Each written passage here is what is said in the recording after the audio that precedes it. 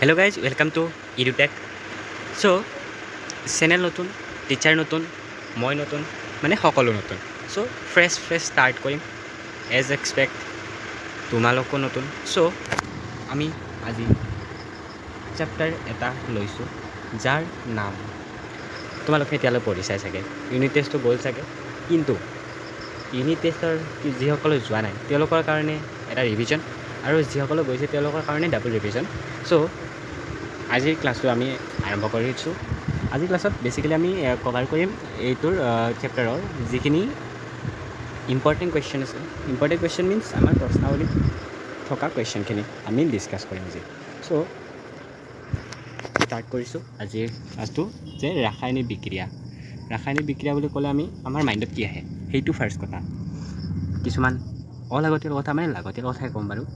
তো ৰাসায়নিক বিক্ৰিয়া মিনছ ৰাসায়নিক বিক্ৰিয়া মানে কি? ৰিয়েকশ্যন ক'ত হয় জানানে নাই? ৰিয়েকশ্যন ক'ত হয়? ৰিয়েকশ্যন গাৰ্লফ্ৰেণ্ড আৰু বয়ফ্ৰেণ্ডৰ মাজত হয় যেতিয়া কাজিয়া লাগে। সেই ৰিয়েকশ্যনটোৰ কথা একেবাৰে কোৱা নাই, ইয়াত ৰিয়েকশ্যনটোৰ কথা বেলেগ অকণমান কৈছে। চ' ৰিয়েকশ্যন মিনছ ইয়াত দুটা পাৰ্টিকল বা দুটা কেমিকেলি বণ্ডেড কিছুমান বস্তুৰ দ্বাৰা আমাৰ কি হয়, মিক্স আপ হয়। যেনে তুমি পানীত তেল মিহলোৱা বা পানীত বালি মিহলোৱা, পানীত চেনি মিহলোৱা, পানীত নেমু আটি পি দিয়া। তো সেইবিলাক হৈছে এটা বিক্ৰিয়া য'ত দুটা কেমিকেল বস্তু মিক্স আপ হয়। আৰু য'ত ফিজিকেলি হয় সেইটো এটা বিক্ৰিয়া, কিন্তু সেইটো এটা ছেপাৰেট পাৰ্ট হয়।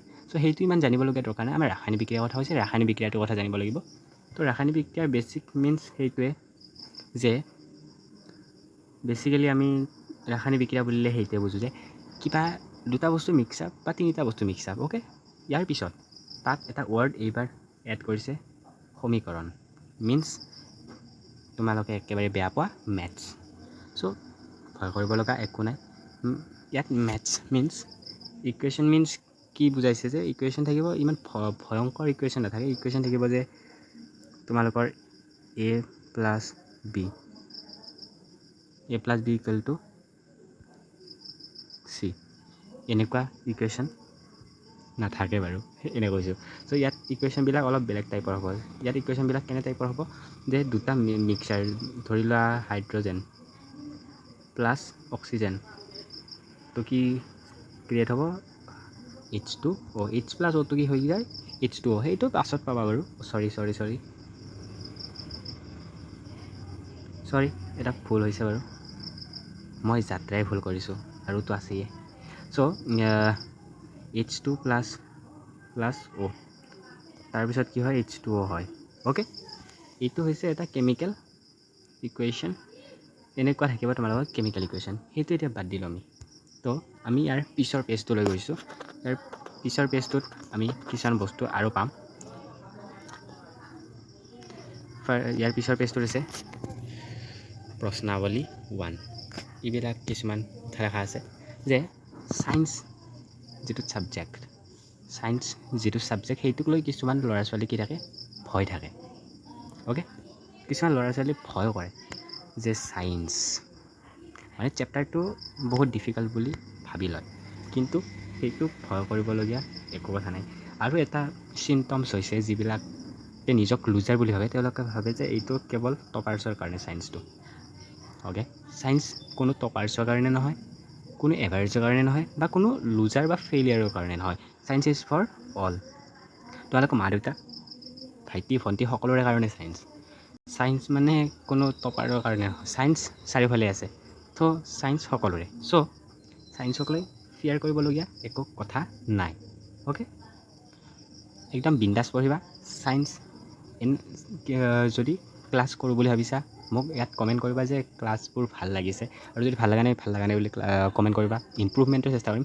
আৰু যদি জইন কৰিব বিচাৰিছা আমাক, তো একদম বিন্দাছ জইন কৰিব পাৰিবা। একদম মানে ইয়াত ফেমিলি টাইপ ক্লাছবিলাক কৰা হ'ব। সেইটোতো তোমালোকে ফাৰ্ষ্ট পাৰ্টতে গম পাইছা কেনেকুৱা ক্লাছ হ'বলৈ গৈ আছে। চ' আৰম্ভ কৰোঁ আমি। প্ৰশ্নাৱলী 1 আছে। প্ৰশ্নাৱলী 1ত কি আছে? চ' ফাৰ্ষ্ট আছে যে এইখিনি মই মুচি লৈছোঁ। ইয়াত আছে বায়ুত দহনৰ আগত কুৱেশ্যন বায়ু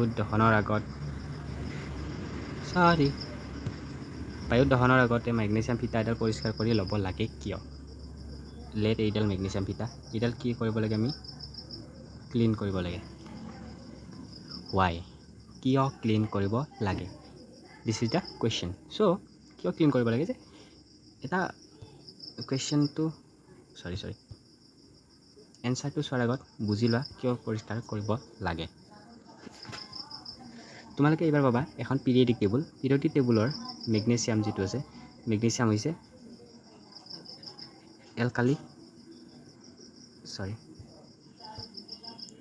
মেগনেছিয়াম এলকালি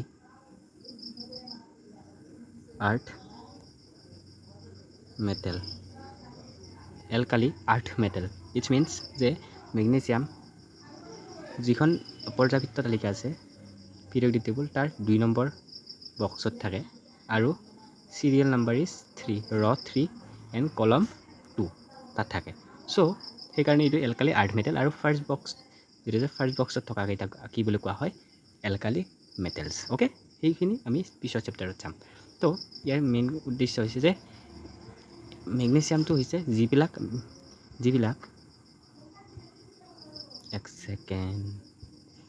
যিবিলাক আমাৰ পৰ্যাবৃত্ত তালিকাৰ লেফ্ট ছাইডে থাকে।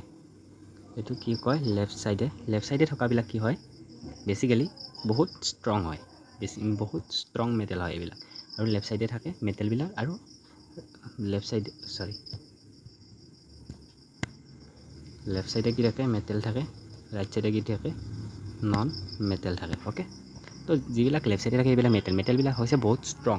তেওঁলোকৰ মাজত যদি বিক্ৰিয়া হয় তেন্তে বহুত হাই এনাৰ্জি বা বহুত এটা ডিফিকাল্ট কি হৈ যায় ৰিয়েকশ্যন সৃষ্টি হয়, যিবিলাকৰ আমাৰ কি ব্লাষ্ট হৈ যোৱাৰ চান্স থাকে। বা যেনে মেগনেছিয়ামক একদম হাই পাৱাৰটো হৈছে যে ছ'ডিয়াম, পটেছিয়াম, মেগনেছিয়াম এইবিলাক হৈছে বহুত ষ্ট্ৰং মেটেল। তো এইবিলাক মেটেল যদি আমি বায়ুত এনেই এৰি দিওঁ তেনে এইবিলাকে কি কৰে? নিজে জ্বলি যায়। তো জ্বলি নোযোৱাৰ কাৰণে অ'কে, যাতে মেগনেছিয়ামডাল জ্বলি নাযায় তাৰ বাবে আমাৰ কি ব্যৱস্থাপনা হাতত লোৱা হৈছে চাবা। মেগনেছিয়াম ফিটাৰ পৃষ্ঠভাগত বায়ুত থকা জলীয় বাষ্পৰ বাবে ক্ষাৰকীয় মেগনেছিয়ামটো কি হয়? ক্ষাৰকীয় মেগনেছিয়াম কাৰ্বনেটৰ এটা তৰপ গঠন হয়। অ'কে, যিবিলাক মেগনেছিয়াম ফিটা আছে যদি বায়ুৰ সংস্পৰ্শত আহে তো তাত থকা যিবিলাক জলীয় বাষ্প তাৰ বাবে কি হয়? ক্ষাৰকীয় মেগনেছিয়াম কাৰ্বনেটৰ এটা তৰপ গঠন হয়। এই তৰপটোৰ বাবে মেগনেছিয়াম ফিটাই বায়ুত থকা অক্সিজেনৰ প্ৰত্যক্ষ সংস্পৰ্শ নাপায়। তো যাতে মেগনেছিয়ামে প্ৰত্যক্ষ সংস্পৰ্শ পায় তাৰ কাৰণে এই তৰপটো কি কৰিব লাগিল? আঁতৰাব লাগিল। তো আঁতৰোৱাৰ কাৰণে কি কৰে? আমাৰ চাফা কৰে। অ'কে, এইখিনি হৈ গ'ল। নেক্সট, তলৰ ৰাসায়নিক বিক্ৰিয়াবোৰৰ বাবে কি লিখিব দিছে? সন্তুলিত সমীকৰণ কেনেকৈ লিখা আছিল? যদি নাজানা আমি ইয়াৰ ওপৰত এটা ভিডিঅ' বনাম। যদি সন্তুলিত সমীকৰণৰ কাৰণে ভিডিঅ' লাগে তেন্তে কমেণ্ট কৰিব পাৰা। ইয়াৰ পিছত চাবা সন্তুলিত কেনেকৈ কৰে? হাইড্ৰজেন ফাৰ্ষ্ট চাবা ইয়াত কেইটা আছে?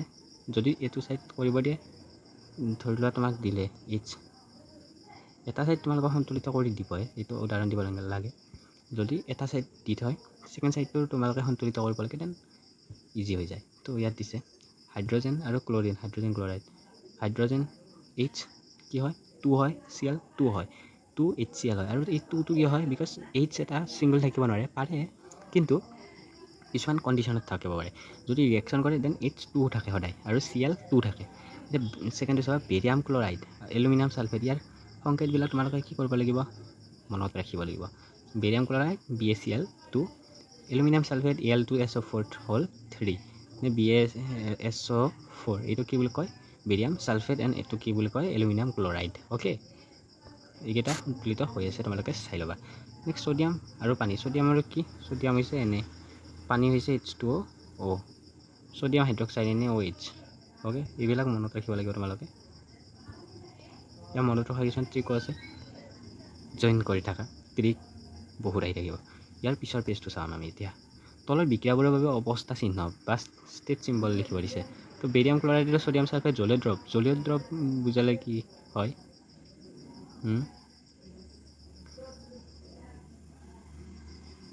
জলীয় দ্ৰৱ মিনছ ৱাটাৰ। ৱাটাৰ টাইপ হয়। চ' ইয়াৰ এনচাৰ কি হ'ব BaCl2 plus N2SO4 BaSO4 2NaCl। Next ইয়াৰ পিছত ছ'ডিয়াম হাইড্ৰক্সাইড দ্ৰৱত পানীত হাইড্ৰক্লৰিক, এইটো বানানটো ভুল হৈছে, হাইড্ৰক্সাইড হ'ব লাগে। অ'কে, এইটো ঠিক কৰি ল'বা। হাইড্ৰক্লৰিক এচিড দ্ৰৱ পানীৰে সৈতে বিক্ৰিয়া কৰি ছ'ডিয়াম ফ্ল'ৰাইডৰ দ্ৰৱৰে পানী উৎপন্ন কৰে। ইয়াৰ এনচাৰ হৈছে ছ'ডিয়াম হাইড্ৰক্সাইডে পানী লৈ বিক্ৰিয়া কৰি ছ'ডিয়াম ক্লৰাইড আৰু হাইড্ৰজেন পানী উৎপন্ন কৰে। এইটো গম পালে তোমালোকে যদি এইটো পঢ়িব জনা হৈ যোৱা তেন গম পাবা কিহেৰে ৰিয়েক্ট হৈছে আৰু কি ৰিজাল্ট ওলাইছে। অ'কে, ইয়াৰ পিছৰ পেজ প্ৰশ্নাৱলী 2 আছে এটা পদাৰ্থ X দ্ৰৱ কি কৰিবলৈ ব্যৱহাৰ কৰা হয়? বগা ৰং সানিবলৈ ব্যৱহাৰ কৰা হয়। তো বগা ৰং সানিবলৈ আমাৰ বেছিকেলি কি ব্যৱহাৰ কৰা হয়? চূণ, আৰু ইয়াত ষ্টেণ্ডাৰ্ড ফৰ্ম দিছে পোৰা চূণ। অ'কে, এইটো মনত ৰাখিবা। ইয়াৰ পিছত পোৰা চূণ সংকেত লিখিব দিছে। তো পোৰা চূণৰ সংকেত হৈছে CaOH আৰু ইয়াৰ ৰাসায়নিক নাম হ'ল কেলছিয়াম অক্সাইড। অ'কে, এইটো মনত ৰাখিবা। ইয়াৰ পিছত পানীৰ সৈতে যদি পদাৰ্থ এক্সে বিক্ৰিয়া কৰে, মানে পোৰা চূণে যদি বিক্ৰিয়া কৰে কি উৎপন্ন কৰে? চোৱা, এইটো CaO প্লাছ H2O CaOH2। এতিয়া আমি চাম কাৰ্যকলাপ 2 নম্বৰ কুৱেশ্যন, কাৰ্যকলাপ 1.7। এইটো 1.7 কাৰ্যকলাপ ইয়াত দিয়া আছে। তোমালোকে ইয়াৰ পৰা ৰেফাৰেঞ্চটো লৈ এইটো এনচাৰ চাব পাৰিবা। তেতিয়া ইয়াত দিছে পৰীক্ষণতা সংগ্ৰহ কৰা আৰু গেছৰ পৰিমাণ আন্তঃপৰীক্ষণতা সংগ্ৰহ কৰা গেছৰ পৰিমাণৰ দুগুণ কিয়? এইটো এটা মানে কি প্ৰুফ টাইপ। অ'কে, ইয়াত এনচাৰটো চাবা। যেতিয়া হাইড্ৰজেন আৰু অক্সিজেন 2:1 অনুপাতত মিলিত হয় তেতিয়া কি কৰে? পানী উৎপন্ন কৰে। অ'কে, কি উৎপন্ন কৰে? তেতিয়া পানী উৎপন্ন কৰে। মানে পানীৰ অণুত কি হয়? দুটা হাইড্ৰজেন পৰমাণুৰ লগত এটা অক্সিজেন পৰমাণু সংযুক্ত হৈ আছে। অ'কে, কথাটো বুজিবলৈ চাবা যে হাইড্ৰজেন H2O মিনছ পানী এটাত কি জড়িত হৈ থাকে? H+O2 কি বনায়? H2O বনায়। আমি এইটো কথা জানো, নাজানো যদি আজি জানিলা। অ'কে, এইটো বনায়। অ'কে, তো ইয়াত হাইড্ৰজেন কেইটা আছে? এটা আছে। অক্সিজেন কেইটা আছে? 2টা আছে। এইটো ৰেচিঅ' সদায় ফিক্স থাকে। এইটো কিহৰ? এইটো এটা আমাৰ ভৰৰ নিত্যতা বিধি বা তাৰ ষ্টেণ্ডাৰ্ড ফৰ্ম এটাৰে এইটো আমি কি কৰিব পাৰোঁ? ৰিপ্ৰেজেণ্ট কৰিব পাৰোঁ। আৰু এই ৰেচিঅ'টো সকলোতে ফিক্স থাকে। যেনে এতিয়া যদি তুমি আমেৰিকাত যদি বিচাৰিব যোৱা পানী, তাতো ৰেচিঅ'টো ছেম পাবা, বা এতিয়া বাংলাদেশত যোৱা, পাকিস্তান যোৱা, সকলোতে কি পাবা? ৰেচিঅ'টো ছেম এণ্ড একজেক্ট 1:2 পাবা। অ'কে, এইখিনি আছিল আজিলৈকে কুৱেশ্যন এনচাৰ। আৰু ইয়াৰ পিছত যদি তোমালোকক কিবা ৰিলেটেড ভিডিঅ' বনাব লাগে, because this is the first video' of this channel, so' support is mandatory. Support কৰিব লাগিব। আৰু যদি ছাপৰ্ট নকৰা তেন নকৰিলেও কথা নাই। বিকজ এইটো প্লেটফৰ্ম বনোৱা হৈছে ফৰ ফান, মানে ফাল্টুৰ কাৰণে বনোৱা নাই, মানে এডুকেশ্যনেল ফান, যাতে ষ্টাডি কৰাৰ লগত ফান কৰিব পাৰোঁ, বহুত কিবা কিবি কৰিব পাৰোঁ। This is the first class, so' seriously অকণমান পঢ়াইছোঁ। ইয়াৰ ডিটেইলছ যদি যাব লাগে দেন এনাডাৰ ভিডিঅ' আহিব। তো ডিটেইল ভিডিঅ' যদি তোমালোকক লাগে দেন অবভিয়াছলি কমেণ্ট কৰিব পাৰা। আৰু যদি